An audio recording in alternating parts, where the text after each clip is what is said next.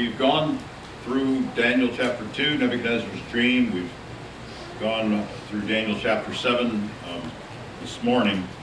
I want to just hit a couple of little points again on chapter 7 before we move into chapter 8.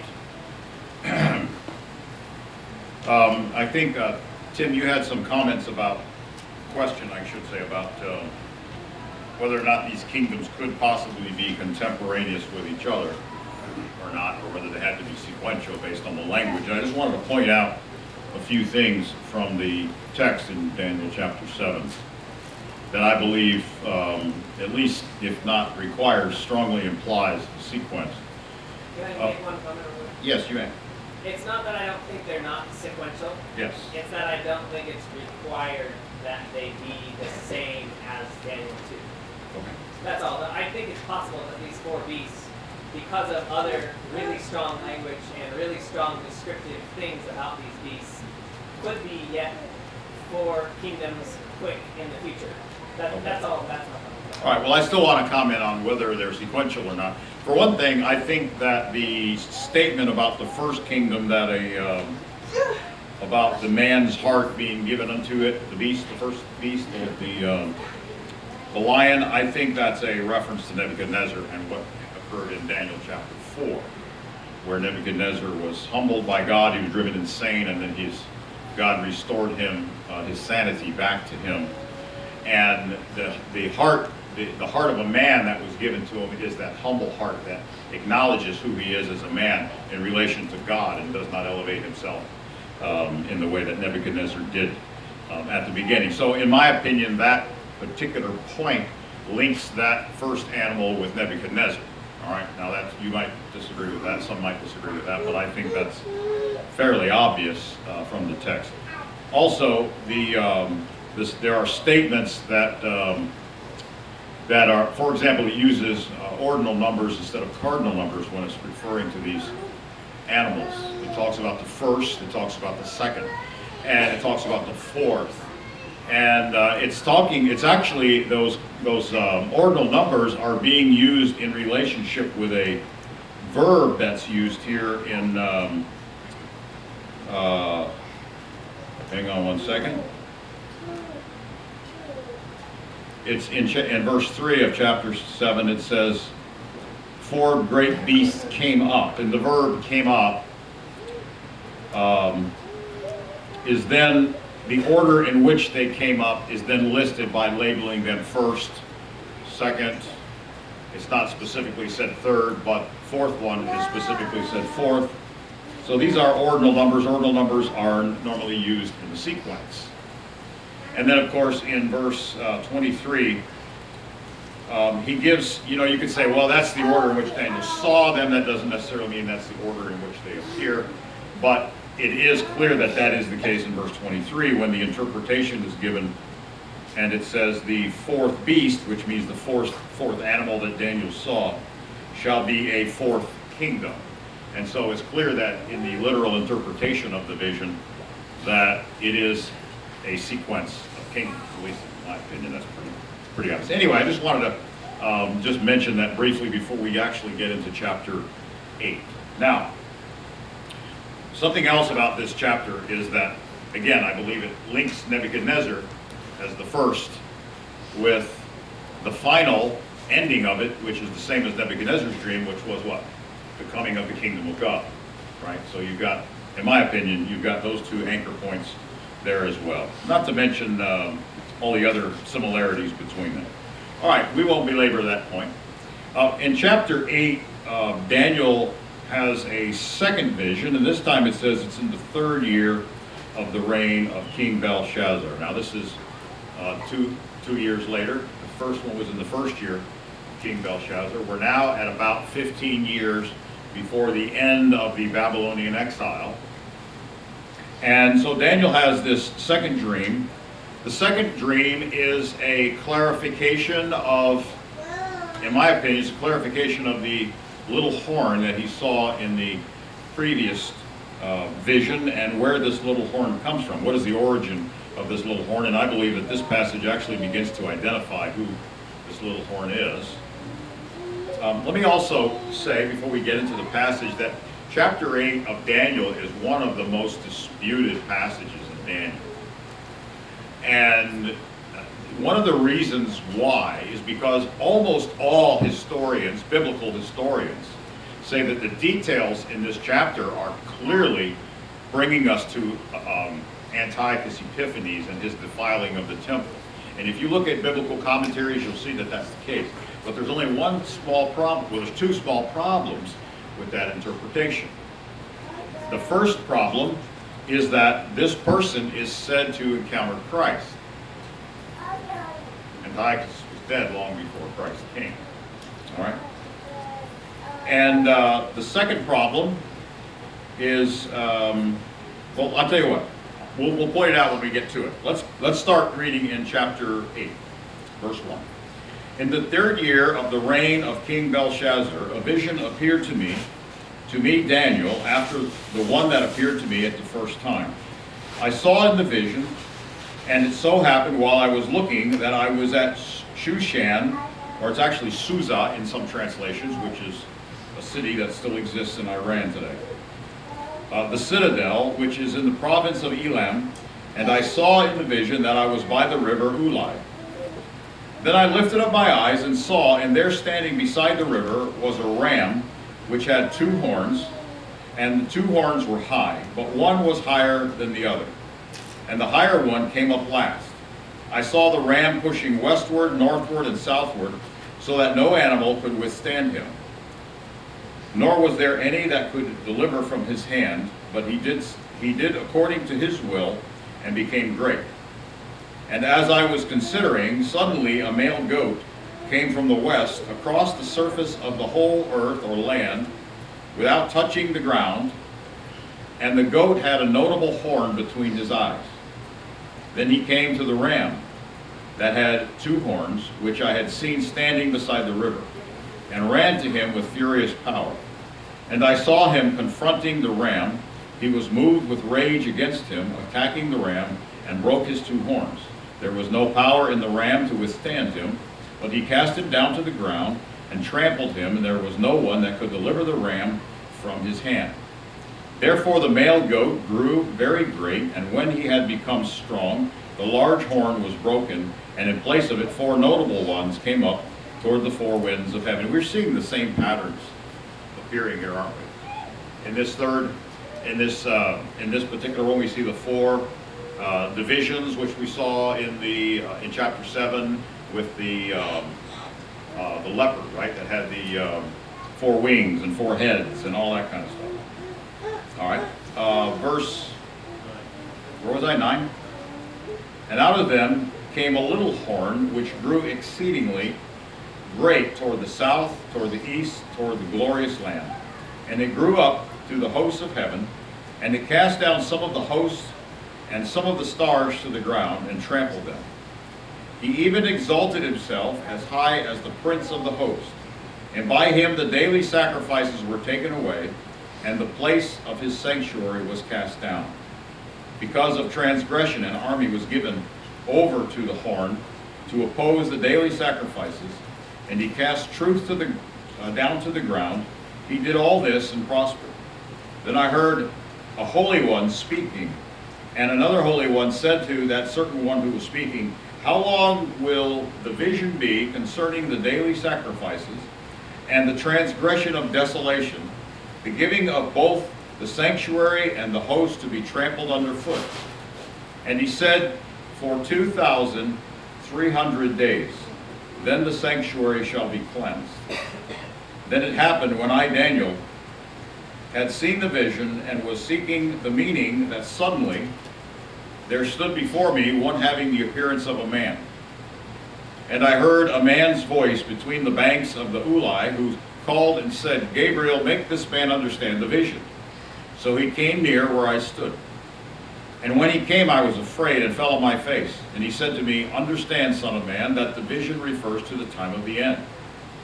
Now as he was speaking with me, I was in a deep sleep, and my face to the ground, but he touched me and stood me upright. And he said, look, I am making known to you what will happen in the latter time of the indignation. For the appointed time the end shall be.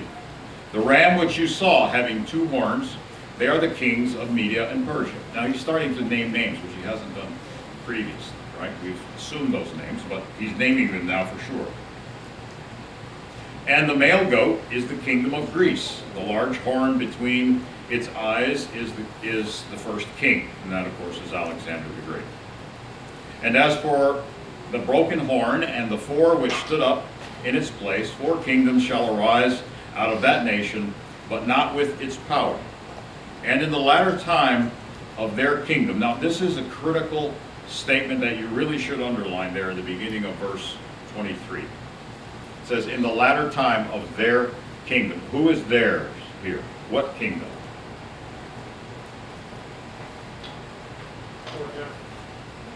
Right, that's right. The kingdoms of the 4 generals that took over Alexander's kingdom when it was broken up. Okay?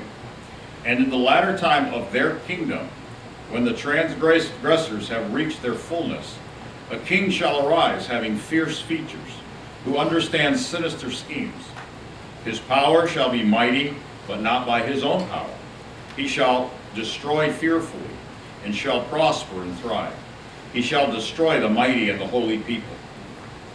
Through his cunning he shall cause deceit to prosper under his rule. He shall exalt himself in his heart. He shall destroy many in their prosperity. He shall even rise against the prince of princes. Now, who's the prince of princes? Christ. I mean, he's identified as that actually in chapter 9. He's referred to as Messiah the Prince in chapter 9. He shall even rise against the prince of princes, but he shall be broken without human means. And the vision of the evenings and mornings which was told is true, therefore seal up the vision, for it refers to many days in the future. Now, as you can see, historically, this appears to be talking about Antiochus Epiphanes. You all know who Antiochus Epiphanes was, right? Most of you know who that was. All right, well, when Alexander's kingdom was divided up among his generals, the largest segment of that kingdom was the Seleucid Empire, which was centered in Syria. Right? The capital was Antioch in Syria, just north of Israel. And the kingdom extended to a good portion of what is today modern Turkey, to the west, and it extended a great deal to the east, all the way through Persia, today's Iran, Iraq, all the way up to the border of India. And it also included the Promised Land. It included Israel at certain times. One of the other divisions of Alexander's kingdom was Egypt. The Ptolemies were the kings of Egypt. And there were 2 other divisions which we really don't need to talk about. They were fairly minor divisions. They were Macedonia, which is today's Greece, and the western part of Turkey. All right, but those 2 were small and they were fairly weak. But the Seleucid Empire and the Egyptian Empire, those 2 empires were fairly strong. And what happened right after Alexander's death, when his kingdom was divided up, is that there were these constant wars between these 4 divisions. And they were always invading each other and trying to take territory, and there was this big, long series of wars between them. And unfortunately, the 2 most powerful, that being Syria to the north of Israel and Egypt to the south of Israel, Israel was caught right in the middle of the 2 biggest ones that were constantly feuding with each other. All right? And so unfortunately, Israel kind of passed back and forth in its territory between the northern kingdom and the southern kingdom as far as having control over them. And whenever these wars were taking place, and Syria is trying to invade Egypt, and Egypt is trying to invade Syria, and all this stuff's going on, in order to get from one to the other, all these armies are marching up and down the coast of the Mediterranean Sea, right through Israel. All right? Well, these kings, it's called the king of the north when we get to chapter 11. These battles are actually defined in some detail in Daniel chapter 11. The kingdom to the north, the Seleucid Empire, and the kingdom to the south was called the southern kingdom, or the king of the south. And we have these kings in succession. When one king would fall, his son would take his place, and the wars would continue. And they went back and forth, back and forth, back and forth. And anyway, we had a series of kings by the name of Antiochus from the north.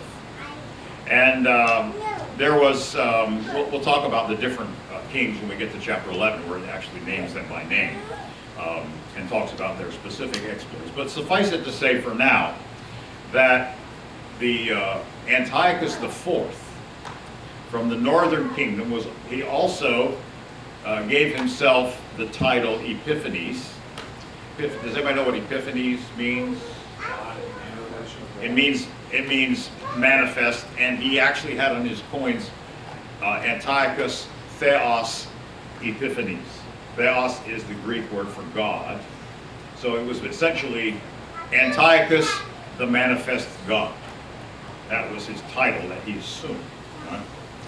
Anyway, Antiochus, in one of his expeditions against Egypt,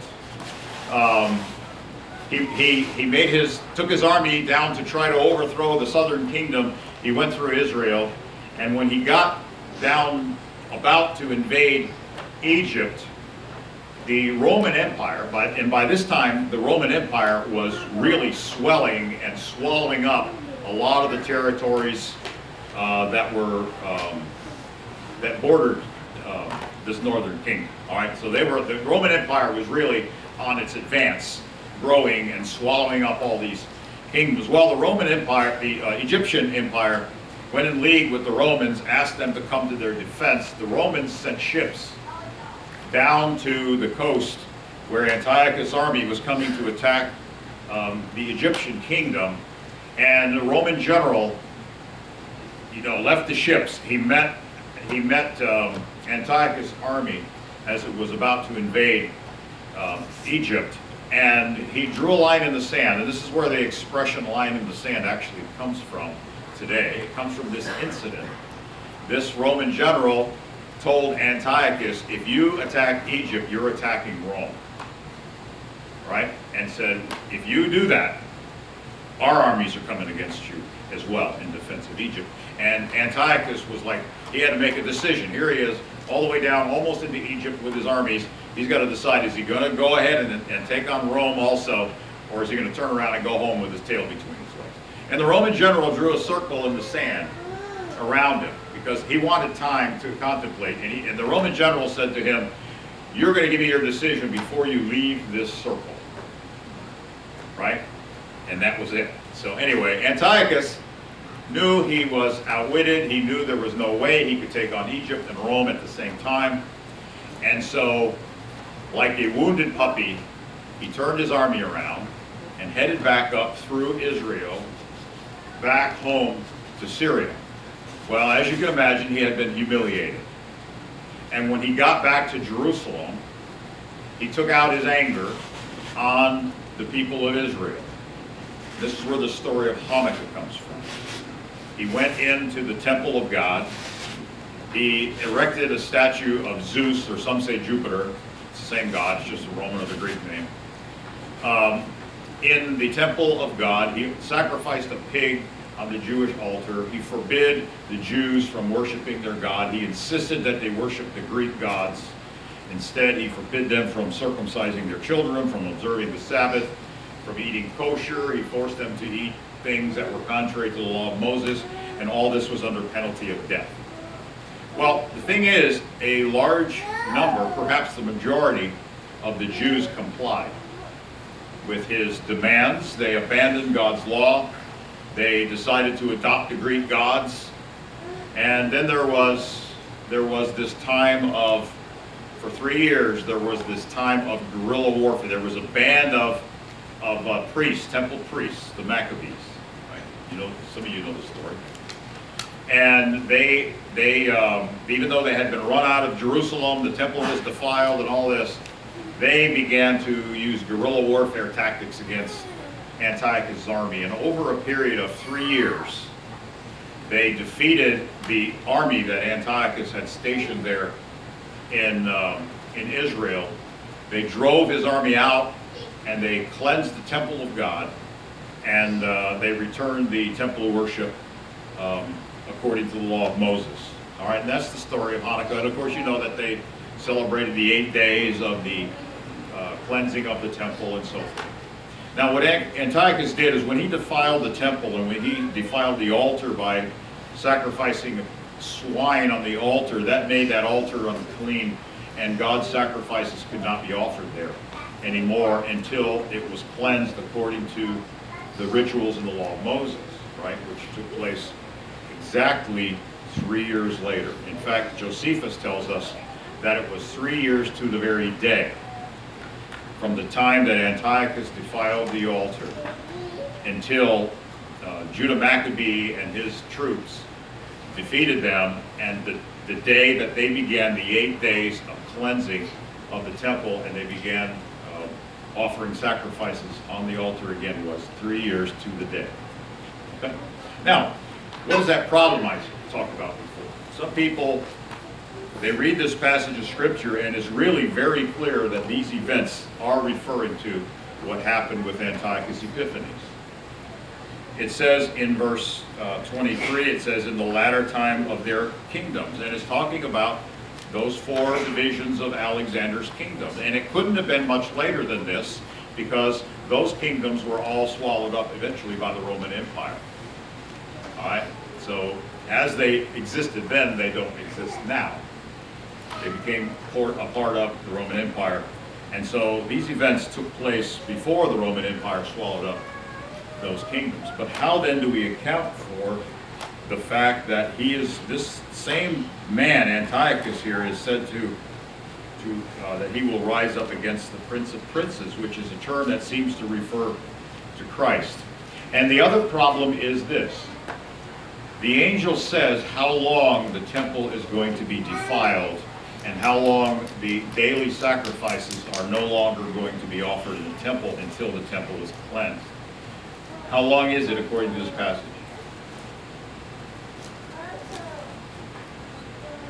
Well, I get a drink of water, you can look that up. 2,300 days, right? That's what it says. Some people interpret this passage as referring to Antiochus, but they cannot explain the 2,300 days. Yes? It's also just partially an assumption, but it sounds like what you were saying before, is that but he shall be broken without human being. Human beings sounds exactly like the Daniel 2 statute. Sounds like the what? Daniel 2 statute gets taken out without... At the end times. At the end. Yes, but how did Antiochus die? Does anybody know how Antiochus Epiphanes died? His son is killed. No. Worms in the stomach. Stephen. Yes, Antiochus, what happened was, after he subjugated the Jews and he left his army there, he actually went east to put down a rebellion out there in Persia, actually the far eastern area of his empire. And while he was there, he got news that the Jews had overthrown his army that he had stationed in Israel and had killed his guards and had cleansed the temple. And almost immediately, he was seized by these internal pains inside of him, and it says he bent over and his bowels came out and he died in agony. Far away, he was not buried because, in fact, it says that because of this stuff that was secreting out of him, that he stunk so bad that he couldn't even stand himself, and his troops couldn't even stand to be near him until he died in this awful, awful agony. And of course, the Jews claim that God struck him down. And really, that's probably not far from the truth, because we have other examples where God struck people down in very similar ways. In fact, he struck down one of the kings of Judah in the same way, and his intestines came out. And in fact, for those of you who are not aware of this, how many of you think that Elijah was caught up into heaven and went up to be with God? Well, according to the Bible, about 14 years after that incident, Elijah the prophet wrote a letter to one of the kings of Judah and told him that this was going to happen to him, and it happened to him. And I don't think he made a paper plane out of it and sent it down from heaven. All right, the chronology is actually right there in the Bible. Elijah didn't get caught up into heaven where God is. He was just taken to another location. All right, that's just a little caveat for those of you who think Elijah's up there somewhere. The Bible says no man has ascended into heaven except the one who came down from it. All right, that's John 3:13, in case you're wondering. Anyway, how do we account for this 2,300 days? Now, Josephus tells us, and also the book of Maccabees, those of you who have a Roman Catholic Bible, you know that there's 1st and 2nd Maccabees in the Roman Catholic Bible. Now, the books of Maccabees are the story of Antiochus Epiphanes, how he did all these things to the nation of Israel, how they cleansed the temple. All this is in the book of Maccabees. They're apocryphal books. They're probably not inspired, but they are probably a fairly accurate record of the history of these things. According to both Josephus and the book of Maccabees, it was exactly 3 years to the day from when the temple was defiled, the daily sacrifices stopped, until the day that they cleansed the temple of God and resumed the animal sacrifices. 3 years to the day. How many days is 3 years to the day? 1,080. I'm sorry? 1,080. 1,080? Jewish calendar. Jewish calendar? Are you counting? Are you using a lunar month? Okay. How long is a lunar year? 360 days. No. 354 days. That's what I meant. How long is a month? A lunar month? Yeah. You're close, Tim. It's 29 and a half days. It averages out to 29 and a half days as a lunar month. What is a lunar month? Let's define a lunar month. One cycle. Very good. Excellent. It's from one new moon to the next new moon. Okay, so it's exactly one cycle of a month. Now, normally the Jews will alternate their months, 30 days, 29 days, 30 days, 29 days. But they also confirm it by spotting the new moon. All right, but if you average it out, it comes out to 29.5 days. All right, now, if you multiply that times 12 months, it's 354 days. All right, that's a lunar year. That's 12 lunar months. Now, you also have to understand that the Jews intercalate their calendars, because when you go by a lunar year, which they do, after 2 to 3 years, your seasons start to get out of sync, because the year is a little bit shorter than a solar year, which is linked to the seasons. All right, so the harvest starts drifting backwards in the year after about 3 years, and so approximately 2 to 3, occasionally 4 years, they will add an extra month, so you have a year that has 13 months. But if you assume that this period of time does not have that added month, which it may not have, okay? Let's assume it's a standard year, a normal year, not an intercalated year that falls within these 3 years. How many days do we have now in 3 years, Stephen, with your corrected math? 3 years to the day. 354 times 3. You guys have calculators on your phones. What is it? 1062. All right. How long did the prophecy say that the sacrifices would cease until the temple is cleansed and the sacrifices resumed? How long does it say? 2,300. So that's more than double. Go ahead, Jim. Are you going to comment sometime about whether this phrase evenings and mornings refers to it's evening sacrifice and morning sacrifice, therefore it be half the time? No, I'm not. Because that doesn't work out either. If you think, well, he's talking about the individual sacrifices as opposed to the number of days, because there were 2 per day. It's not actually, that wouldn't even be long enough, because there were 4 on the Sabbath days. So you'd have to say 2 sacrifices per day for the 6 days of the week, and then 4 on the Sabbath. There were 2 in the morning and 2 in the evening. And when you add all those sacrifices up, it comes out much too short for this period of time. Now, some people say, well, he's talking about the end times. This is not even about Antiochus Epiphanes. He's talking about the Antichrist, because the Bible says that the Antichrist is going to do exactly the same thing. In fact, it's called the Abomination of Desolation. In Daniel, what Antiochus did, he uses that exact phrase in chapter 11, referring to Antiochus. And Jesus talked about this also being in the future, because Jesus said, who lived, 100 and 200, almost 200 years after this, Jesus said, when you therefore see the abomination of desolation spoken of by Daniel the prophet, then let him who is in the mountains flee. And so Jesus said that this is going to happen again in the future, right? So some people say, well, this is not really talking about Antiochus himself. It's talking about the Antichrist in the future, and that he's going to defile the temple, and that's going to be for 2,300 days. Well, guess what? According to Revelation chapter 13, the Antichrist, when he defiles the temple, it's going to be for 42 months. How many days is 42 months on the lunar calendar?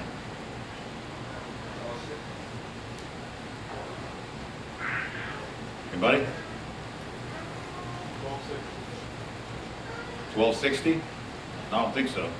1239. 354 times 3.5. Somebody just do the math real quick. What is it? 1,239 days. That doesn't fit the 2,300 days either. Now, let me tell you, this is a real problem. If you look this passage up in Bible commentaries, nobody has the answer to this, except the Seventh-day Adventists. They think they have the answer to this, and that is, it's not literal. It's not really 2,300 days. It's really 2,300 years. And it's talking about the time from when Daniel made the prophecy until Jesus comes. But oops, that turned out to be 1840 something, and he didn't come. So now they allegorize that's actually, you know, something that happened in heaven. They do what the Jehovah's Witnesses and everybody else does when their chronology doesn't work out. Right? They just make it some spiritual thing. Jesus entered into the Holy of Holies in heaven, and, you know, he started some pre-judgment thingy or something or other. You know, Jehovah's Witnesses do this too. All right? That's the Seventh-day Adventist solution. But if you look at your Bible commentaries, I mean the really good Bible commentaries, the ones that have been around for a long time, that have grappled with this, and nobody can explain it. They don't have the answer. But I want to give you something today. And this is, again, you can take it for what it's worth. This is an opinion that I happen to have, that I've come to fairly recently. But what I want you to do is I want you to calculate this out for me, those of you who have a calculator. 354, I want you to calculate the period of time that that the temple was desolate under Antiochus. It was 3 years of 354 days, all right? Figure that out. What was it again? And now I want you to add to that the 42 months that, according to Revelation, the Antichrist is going to do the same thing. 42 months. Remember, a month is 29 and a half days. So multiply that, 29 and a half times 42. Take your total, add it to the other number, and tell me what you have. 2,301. 2,301. Now,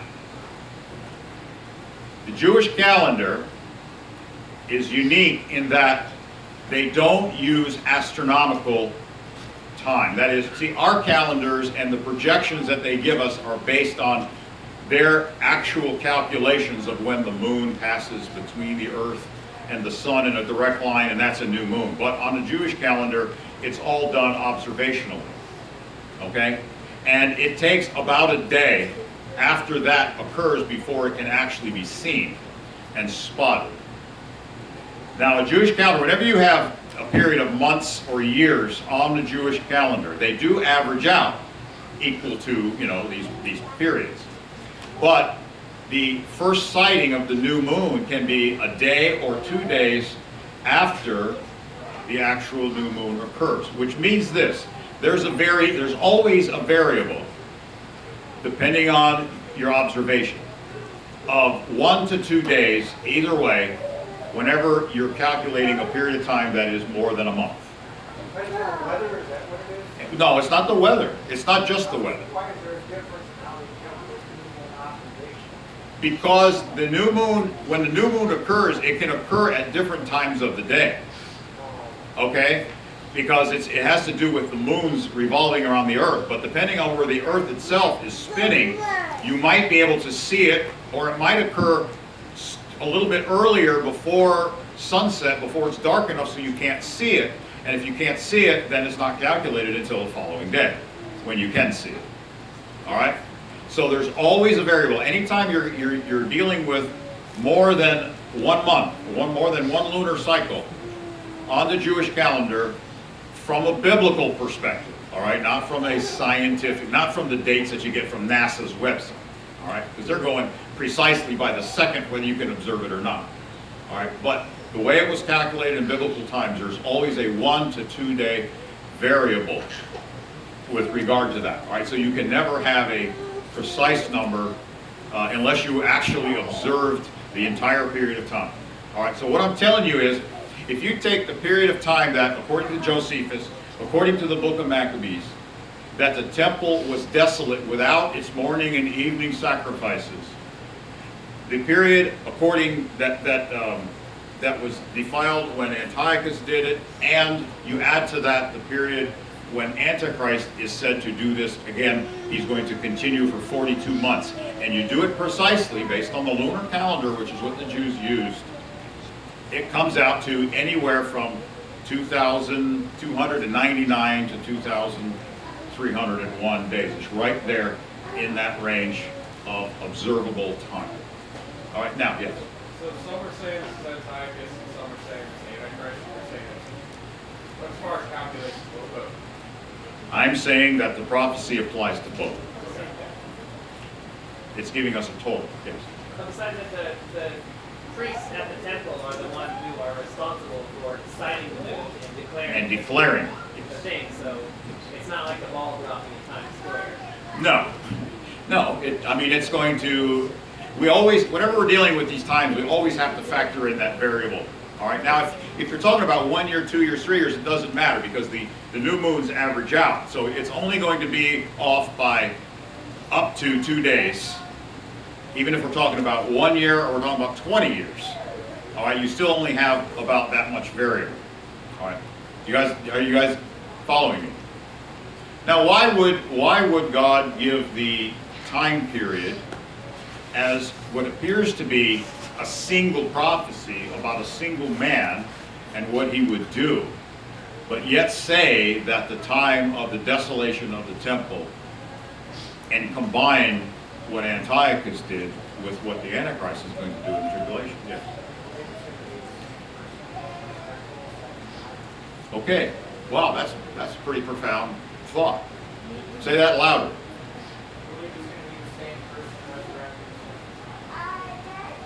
Now, would that account for this prophecy if that was the case?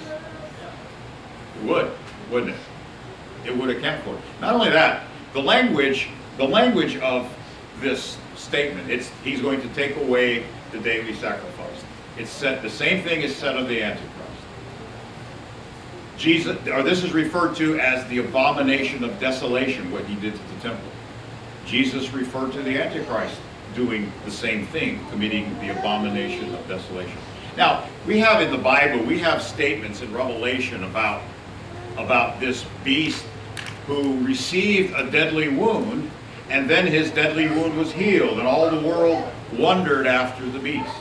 And if you look at pop eschatology, people talking about, the end times and the Antichrist, they always talk about how he's going to be assassinated, and then he's going to come back. Right? Have you heard that before? I'm sure you guys have heard that. Right? But there's also prophecy in Revelation chapter 17. Chapter 13, it talks about the beast who was wounded by the sword, and then he lived. Chapter 17, it says the beast who was and is not, but yet is. Now, John is writing from his perspective, and if he says was, he's talking about something earlier than him. And now it is not now when John wrote, but yet it is again in the future. We see these kinds of hints and these kinds of statements. We have another statement in chapter 17 of Revelation where it talks about this beast, the end time beast, being the eighth, but one of the seven. And there were seven prior, seven sort of antichrists prior. And he's the eighth one, but yet he's one of the seven. We have these kinds of statements going on, and I think, this is my opinion. Now, when we get to chapter 11, I'm going to give you more evidence for this, all right? Because in chapter 11, he talks about Antiochus in terms that are absolutely unmistakable. But then he keeps talking about the same person as being in the end times, without a change of subject. We're going to look at that, not tonight, we'll look at it in a future class. And people have struggled with that. Expositors of the Bible in this passage and in chapter 11 have fought over for years. Is this about Antiochus or is this about Antichrist? And they keep going back and forth. Well, guess what? Is it about Antiochus or is it about Antichrist? Yes, I think it is. All right, now, we think, now that sounds just crazy. You know, that Antichrist is going to be somebody who comes back from the dead, who's been dead for hundreds and hundreds of years, and he's going to come back. That seems pretty crazy. Does that seem crazy to you? How many does that sound crazy to? Michael Cox says it's crazy. Michael, coming from you, that's not all that crazy.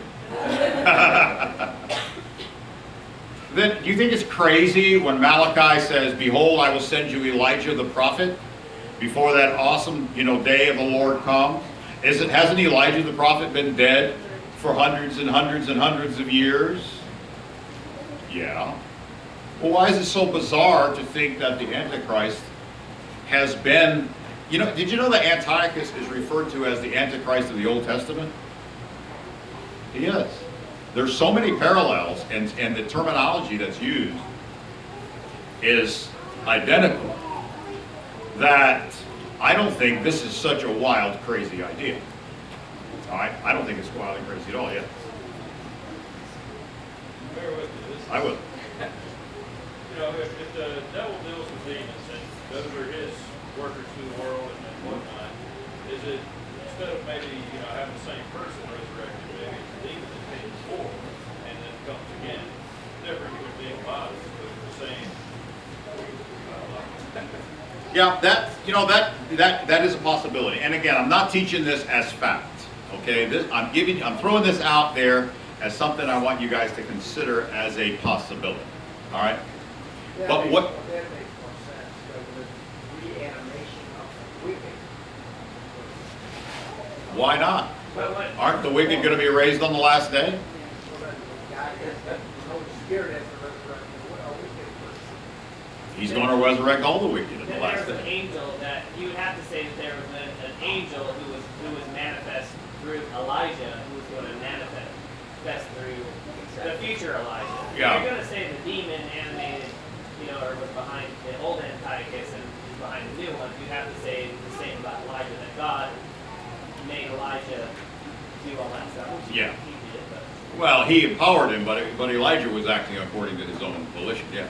Well, it is a type because God is going to, or God has raised, but his son is going to return, and this is supposed to be we think Antichrist, like, like we use it today, but it's really like false Christ. It's a pseudo-Christ. So when Satan uses this tool to deceive many at the end of time, he's supposed to be this, like, unifier, false Messiah, and everybody gets close to this man. Well, if he's fitting the type of what God's doing with his real son, he's almost like Satan's son. I think that it would make sense. Okay. Yeah. Did you have something? It also says that God's going to allow a great Yes. A great what? reception. A strong delusion. Right. But where that theory breaks down is especially in chapter 11, when it keeps talking about this king doing all these things, and it uses the same referent for the events that have already happened during the time of Antiochus, and then it immediately and then it says, and in the time of the end, he's going to do this and this and this, and it goes on talking about what this human person has done. All right? To say, well, it's not the same human person really violates the language and the grammar that, the way that the passage develops. I mean, you could say, well, it's, it's not really all that literal. But if you tend to be more of a literalist like I am, that solution doesn't really solve the problem completely, especially in chapter 11. All right? Which we'll deal with it more when we get to chapter 11. So, yes, Chase.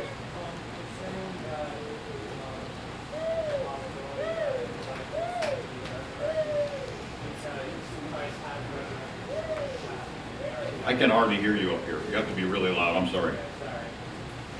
You're saying that you think that Antiochus will be resurrected in the end times as the Antichrist, because we already know that Christ can resurrect. You just see that as a bad time. But if the Antichrist is kind of like Satan, then we know Satan. Has Satan got the power to resurrect people, they're saying? Could God give him the power to do it for this particular instance? Sure he could.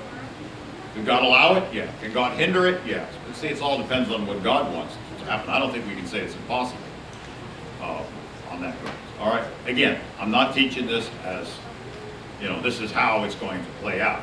I don't know for sure. But look, this is the way I look at it.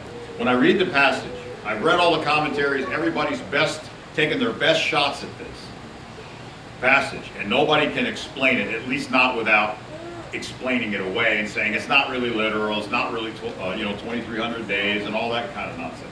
If you just take it for what it says, in my opinion, this is the only solution that actually works without having to force the text.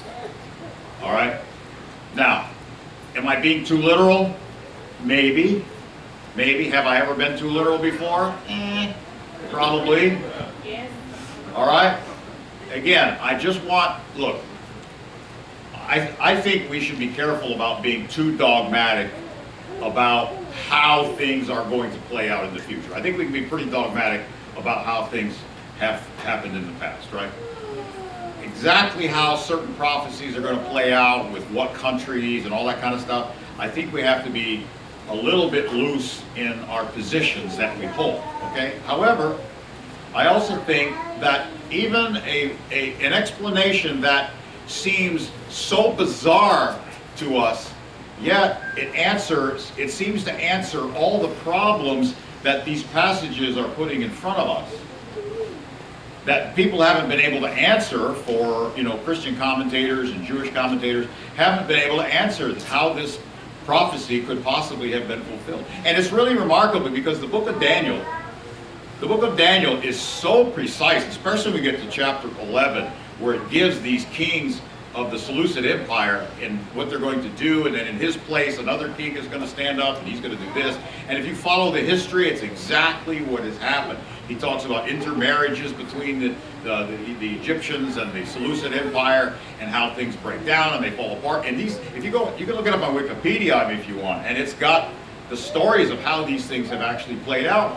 You don't even have to reference the Bible, and the Bible is very, very precise, and people look at that and they say, the book of Daniel couldn't possibly have been written before that because it's so accurate.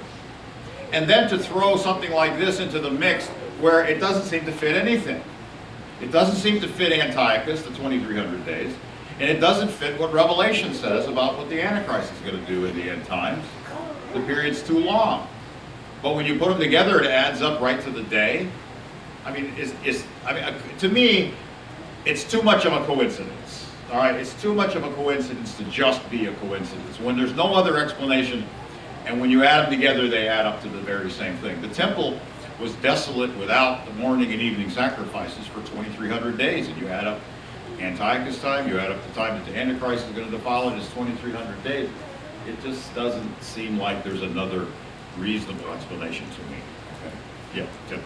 So we have 3 years of Antiochus between his desolation and the Maccabees going through the cleansing. Yeah. And then the second time frame, that means that we would have from the midpoint of the tribulation, or midpoint of the tribulation of the desolation there, that we would have a cleansing moment at the end to where a sacrifice would be done properly in the way that it's supposed to be, right?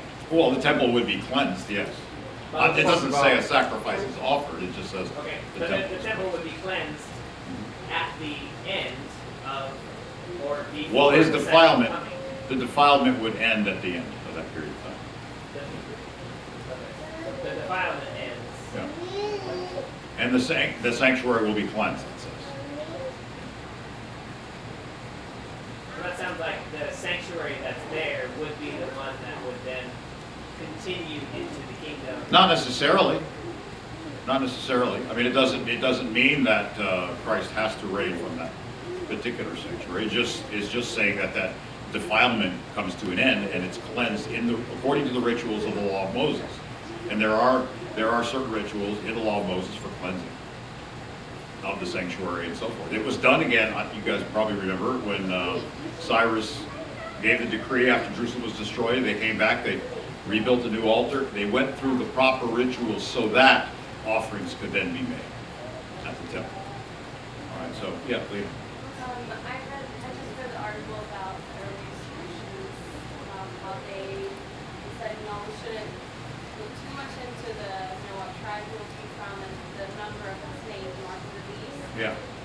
But, like you're saying, we should hold it loosely until these 10 kings comes first, and then 3 of them give their authority to the beast. Right. But do you think that this interpretation sheds some light on what the mark of the beast would be, or the number of his name? I want to talk about the mark of the beast and the number of the beast, and probably Thursday night, I think, is we're going to be talking about that, all right? And what that might mean with regard to this theory.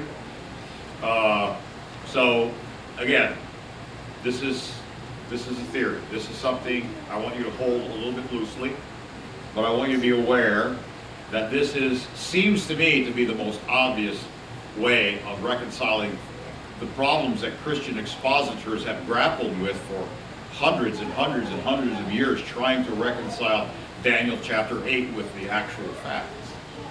So, yeah. What are the other averages that you can use to average out the lunar month? Or if you with 2,299, 2,300? Well, it depends on when you spot the first new moon, when you first begin the count.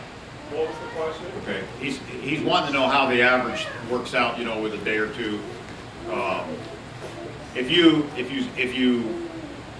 depending on the year, you might be able to see the new moon on a particular day if the sun sets early enough when the new moon occurs. If it sets later, it'll take another day before you can observe it, so you wouldn't begin your count until a day later. Also, when you see a little bit of a sliver. You got to see the sliver, but if the sliver occurs before the sun sets sufficiently enough so that the sky is dark enough to be able to see that sliver, then you have to wait until the next night before you can actually see it to begin your count. All right? So anyway, that's how that works. There's always that variable when we're dealing with time periods on the lunar calendar, on an observable lunar calendar. All right. Yeah, Lena.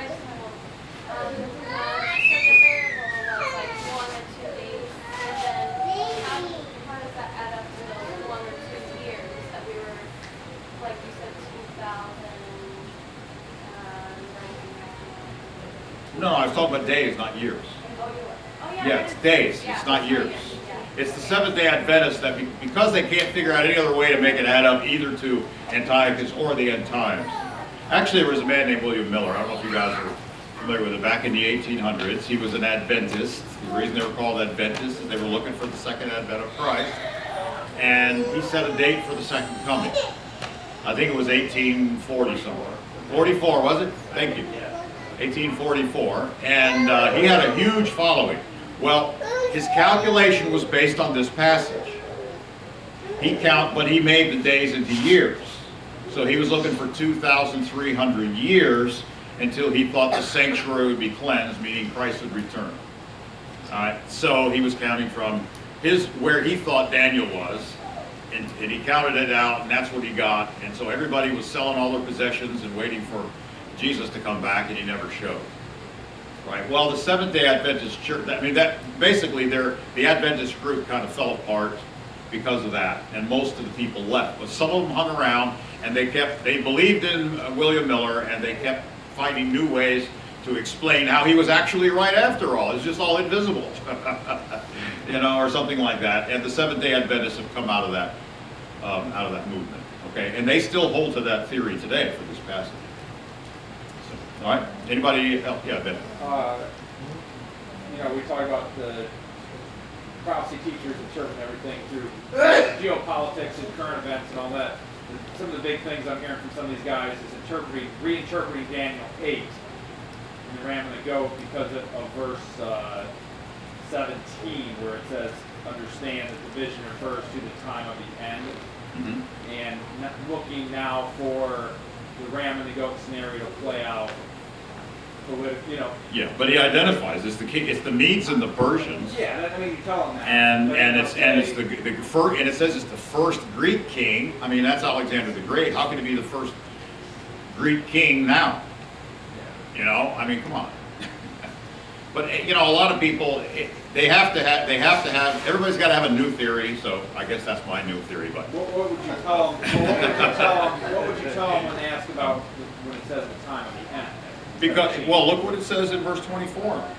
And in the latter time of their kingdom. It's talking about an end, but it's not the end of time. It's talking about the end of this, coming towards the end of the Seleucid Empire. It's the breakup of Alexander's kingdom into 4 and towards the end of their kingdoms. And really, this wasn't far from the end of their kingdoms because the Roman Empire swallowed all this up. Not too long after all. All right, so that's when these things were going to play out, at least the first part of it. But yeah, go ahead. If it's the 2300 includes the end, then it is the end times as well. It is both. Yeah. Yeah. All right, so I know this is a big concept to swallow. And again, you know, take it for what it's worth. Go ahead. I know Elijah has a special or deep connection with God. Yeah. What makes Antiochus so terrible, I guess, that you think that's the Antichrist? Yes, but is it the actual same person? That really is where the rubber hits the road. Is it really the same God? And when we get to chapter 11, I think it's inescapable that it is the same God. All right, but we'll reserve judgment until we get there. Yes, Jim. I don't think so. Well, I heard that, you know, when you went to Iraq, was to get some of the DNA. A clone is a different person, even if it was possible. What's that? Why don't you inject the DNA from that actual... But it's not really the same person. How do we define a person? I mean, because look, if you're a couple and you have a child, does that child carry your DNA? Yes. Is that you? No. Is it the same person? Somebody. What is a person? All right, let me ask you this. A Siamese twin has 2 heads, but shares the lower part of a body. Is that 1 or 2 people? 2 people. Why is it 2 people? Yeah, right. There's 2 consciousnesses there, right? A person really is not defined by DNA. It's not defined by how many arms and legs you have. It's defined by a conscious mind, right? That has self-awareness, that can think and reason on its own, right? That's a person. Well, if it's the same person, it has to be that same conscious mind. A clone would be a duplicate, it'd be a copy having the same physical characteristics, but it wouldn't have the same experiences, the same memories, the same consciousness as the original person, just like a child doesn't have the same as his parents, even though they share the same DNA. All right, so I don't think that solves the problem, just like I don't think a demon that possessed Antiochus is the same demon that's going to possess the Antichrist. I don't think that solves the problem, especially when we get in chapter 11 and we look at the language that's being used, which says this king is going to do this and this and this, and then all of a sudden it jumps in and says, and at the time of the end he's going to do this and this and this and this. And when you get there, it's clearly things that Antiochus did not do. He died before those other things occurred, but yet they're said to occur, and they're going to occur in the end times. You know, how does this guy leap from, 165 BC all the way to the end of time, and it still sounds, as far as all the grammar, as far as we can tell, it's talking about the same person. How does he do that? It's an unclean frog. Yeah, he leapfrogged, right? Right. All right, so again, 3 frogs. look, I'm just throwing this out as a possible way to resolve a problem that has been a really big problem in Christian apologetics, if you will, for a very long time that hasn't really been solved, not in any literal or meaningful way. To me, this solves the problem, and it also solves other problems. I mean, the reasons why it's called, Jesus says, when you see the abomination of desolation, yet it already happened. Stuff like that. For this week, is that being posted online? Not sure yet. I got to see how the videos turn out. We'll see. All right. Again, don't go out and start teaching that this is Tim's new theory. It's a possibility. I just want to throw it out as one possibility, which I'm leaning more and more towards the more I study. Okay. What's that? Okay. Man, Warner's lost it. I've lost it. I'm over the edge. But it wouldn't, and that wouldn't be the first time that I was accused of that, would it? So anyway, all right. We'll look at next time we're gonna get into Daniel 9, and we're gonna talk about the 70 weeks and all that. But after we get through that, we're gonna deal with chapters 10 through 12, which is one continuous narrative. 10 through 12 is pretty awesome, actually, because in the past, you know, with Daniel 2, with Daniel 8, with Daniel 7, you see these visions being given in these allegories, and then these sort of explanations being given, you know, by the partial explanations, I should say, being given, but yet there still seems to be some ambiguity. But when you get to chapter 10 through 12, Daniel, basically the angel comes and he just says, Daniel, here's what's going to happen, okay? This king is going to, you know, do this, and he's going to be overthrown, and this king is going to come in his place. And there's no more allegory. It's all stating literally what's going to happen in sequence. All right, when we get there, it's pretty, I think it's pretty clear. And it seems to, in my opinion, add a lot of credibility to this line of reasoning. So, anyway. Now, if this is true, it answers one very important question. A question that Tim and I have in contention between us. And that is the nationality of the Antichrist. But, again, it's still an if. All right? Anybody want to comment or kick me out? Okay. It's your property. Anybody want to leave? All right, so I guess that's it for tonight. Anybody got anything else to add? Comments? Yeah. What's this guy, he's gonna be resurrected? Just talking about the fatal wound, going back to that. What is that, how are you gonna know that this guy was resurrected? How are they gonna know that? You know what's funny about him is he's this little horn. He's called the little horn. In fact, I think I mentioned that in the morning service. In chapter 7, we have this little horn that comes up among the 10 horns on the fourth beast, right? And it's clear that the 10 horns are in the end times. There's no doubt about it, because Revelation, I mean, they're the toes on Nebuchadnezzar's image, you know, and the stone strikes the feet. So that's where, and it says in the days of these kings, the God of heaven is going to set up a kingdom. So it's clear that the 10 kings are alive at the time of the second coming. When we get to Revelation chapter 17, it talks about these 10 kings that are going to give their, you know, authority and sovereignty over to the Antichrist. So they're going to reign with him for this short period of time. So we've got those 10 kings there. And in Daniel 7, this Antichrist character is called the little horn, right? Well, he's also called, Antiochus is called the little horn in chapter 8 as well. It's the exact same term.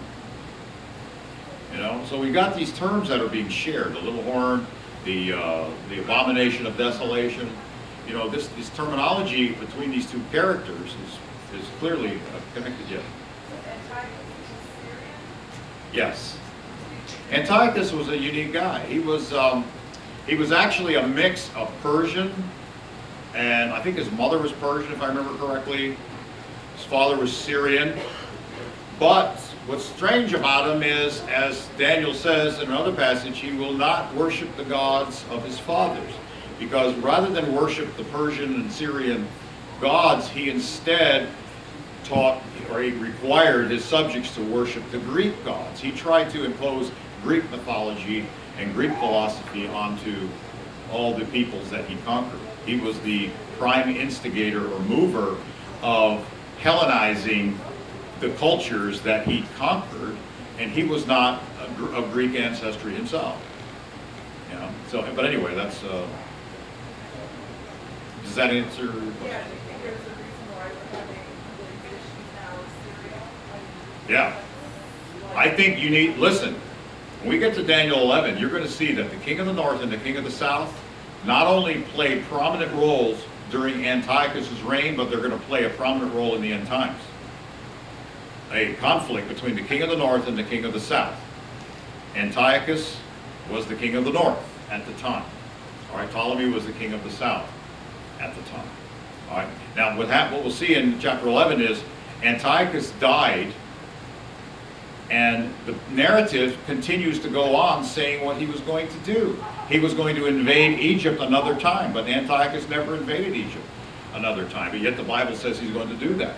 And then it says that at that time, Michael, the great prince who stands for your people, will stand up, and there will be a time of trouble, such as has not been since the beginning of creation till the end. And Jesus quoted that passage and talked about the great tribulation in the future. And yet it says that it's going to occur at that time, when the passage is talking about Antiochus invading Egypt another time, which he hasn't actually done yet. He died before he did it. Okay? We're going to look at some of those things, and we'll follow some of the history of the parts that have been fulfilled. And all of a sudden, Antiochus disappears, and he doesn't fulfill the rest. And it's right at that point where it says, and at the time of the end, he shall do this, and this, and this. And it's the same God. All right? So, yeah. I have a comment for Thursday night. Okay. For Thursday night. Okay. I'll reserve a spot for you. Yeah. All right, now I encourage you to find holes in this theory. All right? See if you can poke a hole in it. See if you can, yes, I wasn't talking to you. Oh, sorry. I had one time. Go ahead. If in Revelation he receives a wound by a sword, referring, that doesn't fit well with his guts being spilled out. Yes, it does. Yes, because there is a passage, which I thought of that already, by the way, Okay. that specifically says that a man who the same thing happened to, that it was the sword of God that did it to him. All right? Exactly how Christ destroys him when he returns as well, from the sword of his mouth. In fact, there was a plague. There was also a plague that God brought because of David numbering the people. You remember that? And God brought a plague on the people with this awful, awful illness, and many of them died because of it.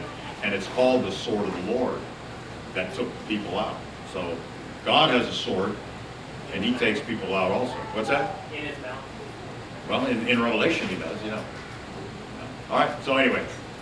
Good try, though. I'll hand it to you for a good try. Yeah, Mike. This might be a bit of speculation, but where do you think his resurrection would fall in timeline?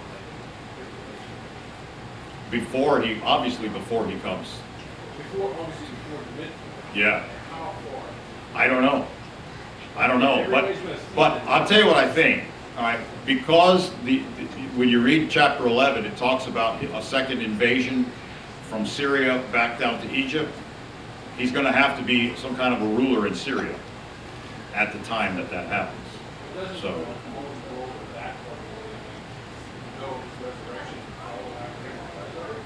They won't. That's not going to occur until the midpoint. Maybe they don't know who he is. Perhaps. I don't know all these details. Okay. If this theory is right, I still don't know exactly how it's going to play out. We're not told that. The only question I can say is, it appears to me that if it's the same person, it seems to solve a lot of problems in the text that have gone unanswered for hundreds of years. All right. That's all I'll say. So I think there's a strong possibility that this is how it's going to play out. But I will not go to the place of saying this is definitely how it's going to play out. Okay? We'll see how it's going to play out. Yeah, you can have it. Okay. Daniel 11:40. The king of the south attacks him, but also the king of the north comes against him. So, Comes against the him. There is the king of the south, not Antiochus. If you read the passage a little more closely, you're getting your pronouns mixed up. Yeah. Yeah. Hold on one second. Yeah.